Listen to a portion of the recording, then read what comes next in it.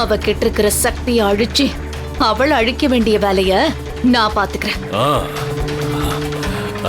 அது சரி, கோயிலுக்கு போன கௌரி அங்க என்ன பண்றாங்கறத வாட்ச் பண்ணணும்.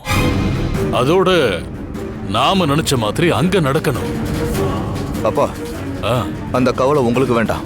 நானும் சித்தப்பாவும் இப்பவே கோவிலுக்கு போய் அவ என்ன பண்றான்னு நோட் பண்ணி உங்களுக்கு சொல்றோம். உங்க கூட நானும் வரேன். சரி வா போ. அண்ணே போயிட்டு வரோம். வரப்பா. போயிட்டு வரேன்க்கா.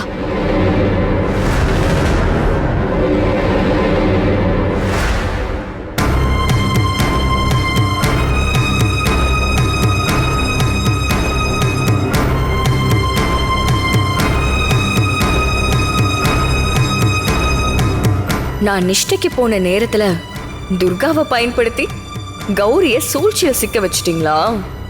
ஹே விஷக்கண்ணிகா, என்னதான் நீ திட்டம் போட்டாலும் நீ நினைக்கிற எதுவுமே நடக்க போறதில்ல.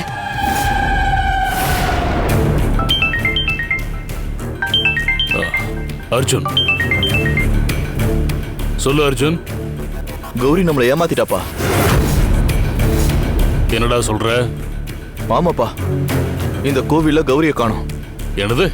எல்லா இடத்துலயும் தேடி பார்த்துட்டோம், விசாரிச்சும் பார்த்துட்டோம். யார கேட்டாலும் கௌரி இங்க வரலன்னு தான் சொல்றாங்க. எனக்கு என்னமோ அவ வீட்டுல தான் இருப்பான்னு தோணுதுப்பா. அவ அங்கதான் இருக்காளான்னு கொஞ்சம் பாருங்களேன். சரி, நான் பார்த்துட்டு கால் பண்றேன். சரிப்பா. மாயா, கௌரி கோயிலுக்கே வரல, அவ வீட்டுல தான் இருக்கான்னு சொல்றான். இல்லையேங்க, கௌரி கோயிலுக்கு போறேன்னு சொல்லிட்டு அப்பவே கிளம்பி போயிட்டாளே. கோயிலுக்கு போறேன்னு சொல்லிட்டு வேற எங்கேயாவது போயிட்டாளா?